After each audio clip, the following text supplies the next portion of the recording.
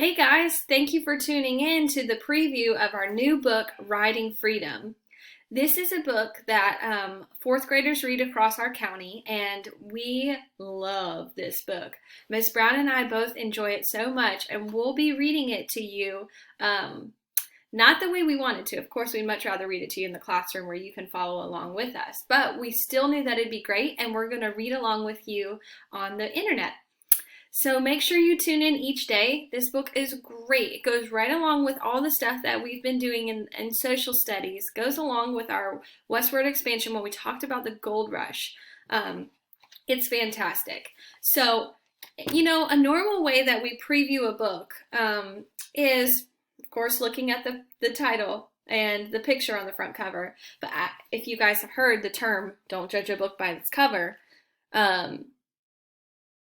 they say that expression because you can't really tell what's going to happen by the cover of the picture. Of course, it usually does a great job at illustrating what's to come, or a character, or something major that's going to happen. We see the horse here, and we see a character. Sorry, this is backwards, so I was like reaching. And we can't really tell much else. It kind of looks secret, if you ask me. But once you pick up a book and you think, that title sounds pretty interesting, the cover kind of looks like characters like I like to read. Some of you like funny books, and, if you pick up a Cabin in Underpants book, it's funny looking. Diary of the Wimpy Kids, you can tell, what you can usually tell from the cover if it's kind of what you like. But if you are not sure, here's what we always recommend you doing. And you learned this when you were younger, going and visiting the library, but we don't see it happen enough. This is what I really want to see you guys do. Pick it up, look at the back. It always shares with you who your character is going to be, and usually if there's a big problem in the story, it's going to tell you a little bit about what their struggle is and give you a little bit of a clue as to what the solution will be. So, I wanted to read that with you today as our preview. Charlotte Parkhurst was raised in an orphanage for boys, which suited her just fine. She didn't like playing with dolls, and she could hold her own in a fight. She loved to work in a stable. Charlotte had a special way with horses and wanted to spend her life training and riding them on a ranch of her own. The problem was, as a girl in the mid-1800s, Charlotte was expected to live a much different life, one without the freedoms she dreamed of.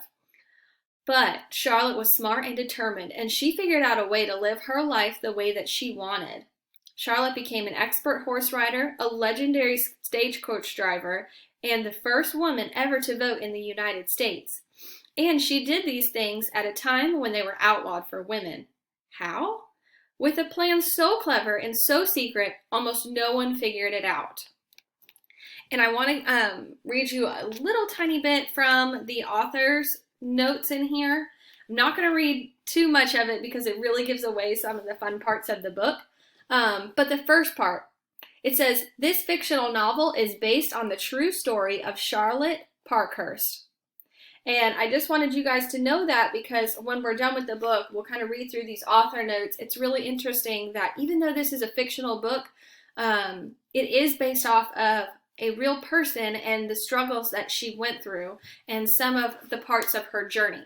So it's not everything that really happened in her life. It's not a biography of her, but it is a lot of the important things that she did.